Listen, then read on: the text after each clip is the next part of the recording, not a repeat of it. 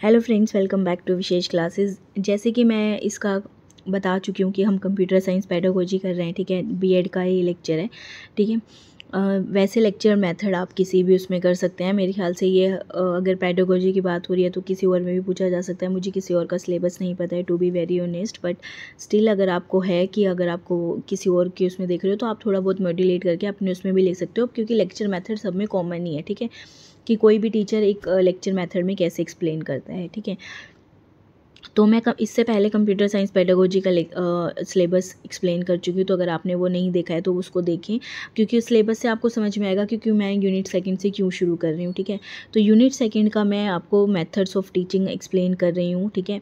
मैं कोशिश करूँगी कि आपको एग्ज़ाम से पहले ये कराने की कोशिश करूँ, तो आप बने रहे हमारे चैनल के साथ। तो फर्स्ट आता है आपका लेक्चर मतलब लेक्चर मेथड। इसके बाद हम डेमोन्स्ट्रेशन मेथड करेंगे, ठीक है। तो लेक्चर मेथड क्या है? लेक्चर मेथड सबसे ओल्डेस्ट टेक्निक है जो भी यूज़ होती है, ठीक है। तो जैसे कि हम एजुकेशन की बात करें तो लेक्चर मेथड क्या है कि एक टीचिंग प्रोसीजर मेथड है जो क्लैरिफिकेशन या एक्सप्लेनेशन देने के लिए यूज़ होता है। मतलब कुछ एक मोटा मोटा आइडिया देने के लिए हम बोल सकते हैं, ठीक है। जैसे कि मैं अभी आपको दे रही हूँ कि एक लेक्चर मतलब मोटा मोटा आइडिया दे रही हूँ कि क्या होता है लेक्चर के बारे में, ठीक है। तो एक मेथड क्या है कि एक एम्फेसिस देता है on the penetration of contents. मतलब टीचर ज़्यादा एक्टिव होते हैं, स्टूडेंट पैसिव होते हैं, पर वो बीच बीच में क्वेश्चन पूछता रहता है, आंसर पूछता रहता है, ताकि वो उनको अटेंटिव बनाए रखे, ठीक है। ये मोटिवेट करने के लिए, क्लैरिफाई करने के लिए, एक्सपेंड करने के लिए और रिव्यू करने के लिए यूज़ होता है इन्फॉर्मेशन को। अपनी वॉइस चेंज करके, इम्पर्सेंट करके, मतलब कि करेक्टर्स चेंज करके, अपनी पॉजिंग शिफ्ट करके, या फिर कुछ डिवाइसेस यूज़ करके टीचर अपने लेसन डिलीवर करते हैं बाई इफेक्टिवली। वो अपना लेक्चर डिलीवर करता है और एक टीचर इंडिकेट करता है अपने फेशियल एक्सप्रेशन यूज़ करके, जेस्चर्स यूज़ करके और टोन्स यूज़ करके जो वो एग्जैक्ट बोलना चाहता है, जो वो कन्वे करना चाहता है, ठीक है। तो ऐसे वो करके, तो एक लेंथी शॉर्ट एग्जाम्पल लेके वो अपने आप को क्लैरिफाई करने की कोशिश करता है कि वो एक्चुअली बोलना क्या चाहता है, ठीक है। तो इसी चीज़ को हम क्या बोलते हैं? लेक्चर या लेक्चर मेथड, मतलब कि किसी भी चीज़ के बारे में ब्रीफ करना। तो लेक्चर स्टिल बहुत फ्रिक्वेंटली यूज मेथड है इंस्ट्रक्शन देने के लिए। However, presenting a lecture without pausing for interaction with trainees can be ineffective regardless of your skill as a speaker।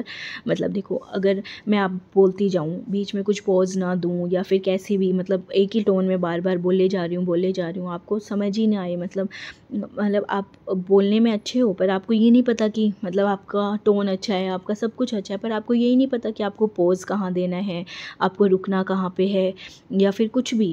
तो वो क्या होगा कि सामने वाले को समझ ही नहीं आएगा, ठीक है। मतलब वो इनफेक्टिव हो जाएगा। सो जो यूज़ है पोज का वो बहुत ज़रूरी है, मतलब डायरेक्ट ओरल क्वेश्चन क्रिएट करने, इंटरेक्शन बनाने के लिए इंस्ट्रक्टर और ट्रेनी के बीच में। तो अनफॉर्चुनेटली जब क्लास बहुत लार्ज होती है तो इंस्ट्रक्शन मतलब सबसे पॉसिबली मतलब इंटरेक्ट नहीं कर सकती। मैं अभी जैसे देखो, आप हो, अब आप मुझे कमेंट के थ्रू तो कर सकते हो, बट फिर भी मतलब अगर हम लाइव क्लास की बात करें तो बहुत सारे बच्चे हैं, तो मैं वहाँ पे सबके साथ पॉसिबली लाइव इंटरेक्ट नहीं कर पाऊँगी। सो जो लर्निंग इफेक्टिवनेस है वहाँ पे क्वेश्चन होती है, क्योंकि वहाँ पे इंटरेक्शन बहुत कम हो जाता है, ठीक है। बट फिर भी ये अगर हमें लार्ज ग्रुप को पढ़ाना है तो फिर भी एक सबसे इफ़ेक्टिव माना जाता है, क्योंकि आप एटलीस्ट कुछ तो डिलीवर कर पा रहे हो ना, और वो भी इतनी सारे लोगों को एक साथ, ठीक है। तो एक मतलब एक मोटा मोटा आप उनको आइडिया दे पा रहे हो कि यार आप कहना क्या चाहते हो, ठीक है। एक ब्रीफ नोट दे पा रहे हो कि हाँ ये सब कुछ है, ठीक है। तो हम यहाँ पे एक बार इसका डिस्कस करते हैं कि नेक्स्ट क्या है। नेक्स्ट हम डिस्कस करते हैं कि यूज़ क्या है लेक्चर मेथड का, ठीक है। तो टीचर को क्यों यूज़ करना चाहिए lecture method for briefing. First आता है कि अगर आपका सब्जेक्ट मेथड ज़्यादा कम्प्रीहेंसिव है, ठीक है। कुछ some of the student become nervous on seeing its comprehensiveness, तो टीचर को क्या यूज़ करना चाहिए? Lecture method, in order to, मतलब उसको लग रहा है कि यार ये तो बहुत बड़ा है, यार ये तो नहीं हो पाएगा, तो उसको एक लेक्चर मेथड यूज़ करना चाहिए कि यार मैं ब्रीफ दे देती हूँ, मतलब मैं तुम्हें समझा देती हूँ कि देखो इसका ये कंटेक्स्ट है, तुम पढ़ लो तो तुम्हें समझ में आ जाएगा, ठीक है। फॉर सेविंग टाइम, मतलब कि वो सब्जेक्ट मेथड को एक शॉर्ट टाइम में समझा देती है, उसके बाद आप पढ़ोगे तो आपको लगेगा कि हाँ मतलब स्टूडेंट का क्या बच जाएगा, टाइम बच जाएगा। फॉर मोटिवेशन, मतलब कि कोई भी लेसन को प्रेजेंट करने पे यूनिट, तो वो ऐसे लेक्चर मेथड देता है कि उसको इंपॉर्टेंट पॉइंट पता लग जाता है और ऐसे स्टूडेंट मोटिवेट भी हो जाते हैं ताकि वो लर्न भी कर पाएँ उस यूनिट को या उस लेसन को। फॉर क्लेरिफिकेशन, मतलब टीचर क्या है कि कुछ इंपॉर्टेंट पॉइंट्स बताएगा ताकि उसको क्या हो जाएंगे, उस क्लैरिफाई भी हो जाएंगे, कंसेप्ट प्रिंसिपल भी और टेक्निकल वर्ड भी, ठीक है। To present extra subject method, जो सब्जेक्ट मेथड हैं वो sometimes the subject method pertaining to subject is in brief of insufficient in the book, so at the time the teacher can provide extra subject method to सब students by the way of lecture. कई बार क्या होता है कि कुछ जैसे कि कई बार होता है ना कि आपको कुछ प्रैक्टिस करना है तो बट आपके बुक्स में इतना कुछ नहीं है, तो अब कुछ शॉर्ट टर्म कुछ देने के लिए, कुछ एक्स्ट्रा करने के लिए, तो वो भी लेक्चर के थ्रू समझाया जा सकता है। फॉर होम असाइनमेंट की हमेशा एक स्मॉल लेक्चर हमेशा सही रहता है। अगर आपको होम असाइनमेंट देनी है तो इसके हमेशा प्रेजेंट सब्जेक्ट मेथड के साथ या फिर कैसे करनी है, तो ये बहुत सही रहता है। तो टीचर को यूज़ करना चाहिए लेक्चर अगर आपको उसको होम असाइनमेंट देनी है। For project work lecture method आपको यूज़ कर सकते हो कोई भी प्रोजेक्ट वर्क और एक्टिविटी के लिए, ठीक है। एडवांटेजेस क्या है लेक्चर मेथड के? To develop thinking power. देखो जब मैं आपको लेक्चर दे रही हूँ, ठीक है, अब मैं आपको समझा रही हूँ तो आपकी भी थिंकिंग पावर बढ़ेगी, ठीक है। स्टूडेंट एनालाइज करेगा, इंटरप्रेट करेगा, खुद की थॉट्स जनरेट करेगा, उसके डाउट्स भी अगर मैं आपको पढ़ा रही हूँ तो आप मुझसे क्रॉस क्वेश्चनिंग पूछोगे तो एक डिबेट का सेशन भी बनेगा, तो एक क्या होगा कि एक ब्रेनस्टॉर्मिंग भी होगी, तो यहाँ से क्या होगी, एक थिंकिंग पावर क्या होगी, डेवलप होगी, ठीक है। सेकंड क्या आता है? सेव टाइम एंड एनर्जी, मतलब टाइम भी बचेगा, एनर्जी भी बचेगी, क्योंकि जितना एक स्टूडेंट अपनी एनर्जी लगाएगा टीचर उसकी आधी एनर्जी वैसे ही कम कर देगी, क्योंकि आधी चीज़ तो उसको वैसे ही समझा देगी, तो मैक्सिमम नॉलेज मिल जाती है मिनिमम टाइम में इस लेक्चर के थ्रू, ठीक है। Clarification of subject method, teacher क्या कर देती है, सब्जेक्ट मेथड को बहुत अच्छे से समझाती है लेक्चर मेथड के थ्रू। मतलब इस मेथड से क्या होगा कि सब्जेक्ट मेथड रिवाइज कर सकते हैं अगेन एंड अगेन, जब तक और अच्छे से क्लियर नहीं हो जाता बच्चों को। More effective then ordinary teaching, मतलब प्रिंटेड वर्ड्स, देखो सिर्फ ये नहीं है ना कि सिर्फ बोल दिया तो और समझ में आ गया, नहीं, मतलब जब बहुत अच्छे से फेस एक्सप्रेशन के थ्रू समझाया जाता है, जब लेक्चर को और इफेक्टिव तरीके से समझाया जाता है, तो वो नॉर्मल टीचिंग से ज़्यादा अच्छे से क्या होता है, समझ में आता है, ठीक है। For individual differences, lecture method में क्या होता है कि टीचर और स्टूडेंट जब एक दूसरे को face to face exchange knowledge करते हैं तो वो देखते हैं कि जो डिफ़िकल्टी है मतलब समझने में, तो वो डिबेट के थ्रू, कन्वर्सेशन के थ्रू, तो उस पर ध्यान दिया जाता है, ठीक है। एक्टिव पार्टिसिपेशन रहता है स्टूडेंट और टीचर का, क्यों, दोनों एक दूसरे से इंटरेक्ट करते हैं, देखते हैं, टीचर क्वेश्चन पूछता है बच्चों से, बच्चे क्वेश्चन पूछते हैं टीचर से, तो दोनों का फुल पार्टिसिपेशन रहता है। स्टूडेंट क्या होते हैं, एक साथ बहुत सारे स्टूडेंट एजुकेट किए जा सकते हैं लेक्चर मेथड के थ्रू। टीचर बहुत सारे स्टूडेंट को एक साथ नॉलेज दे सकता है। Multipurpose use of for aspects, lecture method को हम यूटिलाइज़ कर सकते हैं बहुत सारे ऑब्जेक्टिव के लिए, कि ब्रीफ करना सब्जेक्ट मैटर को, सेव करना टाइम को, मोटिवेट करना, क्लेरिफाई करना, प्रेजेंट एक्स्ट्रा सब्जेक्ट मेथड देना, असाइनमेंट देना, प्रिपेयर करना प्रोजेक्ट या किसी वर्क या एक्टिविटी के लिए, ठीक है। अब लेकिन जितने अगर इसके एडवांटेज हैं तो इसके कुछ डिसएडवांटेज भी हैं, ठीक है।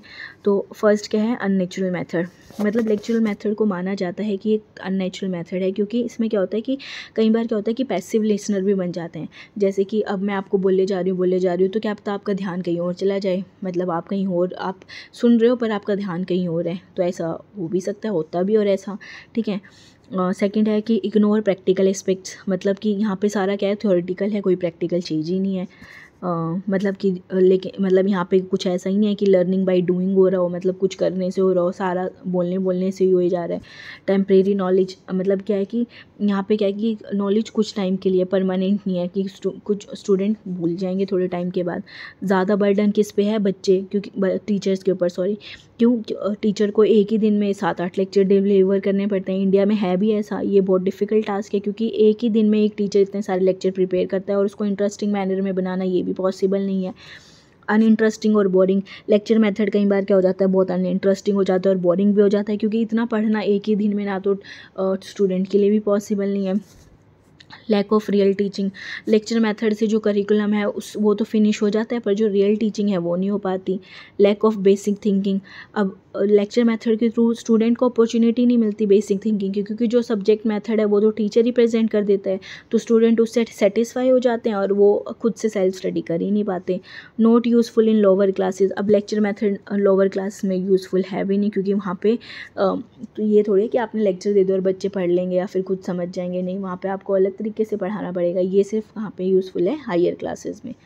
तो क्या ऐसे ऐसे सजेशंस हैं, क्या वो हैं कि हम एजुकेशन के फील्ड में क्या कर सकते हैं। मतलब ये आपसे पूछा जा सकता है कि जब आप टीचर बनोगे तो क्या ऐसी चीज़ें हैं जो आप यूज़ कर सकते हो लेक्चर मेथड में कि जो आप इसको इम्प्रूव कर सको। तो फर्स्ट क्या है, प्रिपरेशन। मतलब एज ए टीचर आप क्या कर सकते हो कि आप अपना लेक्चर अच्छे से प्रिपेयर करके जाओ, ठीक है। आपको पूरी नॉलेज हो, आप जो भी सब्जेक्ट मैटर लेके जा रहे हो आपको पूरी नॉलेज हो, ठीक है, ताकि आप अपना पूरा प्रॉपर एक्सप्लेनेशन दे सको और अगर किसी ने क्वेश्चन पूछा तो आप उसका आंसर कर सको, ठीक है। प्रिपेयरिंग आउटलाइन, मतलब आप अपने लेक्चर की पूरी आउटलाइन प्रिपेयर करके जाओ ताकि आप जब डिलीवर करो लेक्चर तो वो आपको पूरे मेन और मेजर पॉइंट्स आपको पता हो। स्पेशल स्ट्रेस ऑन लैंग्वेज, मतलब आप अपने लैंग्वेज पे पूरा फोकस दो, ना तो लैंग्वेज इतनी लोअर लेवल होनी चाहिए ना ज़्यादा कॉम्प्लेक्स होनी चाहिए। मतलब the language should not suppress the main points of the subject method. Lecturing peacefully with moderate speed, मतलब आपकी स्पीड भी सही होनी चाहिए और आपकी राइट प्रोनाउंसिएशन भी होनी चाहिए वर्ड्स की, ठीक है।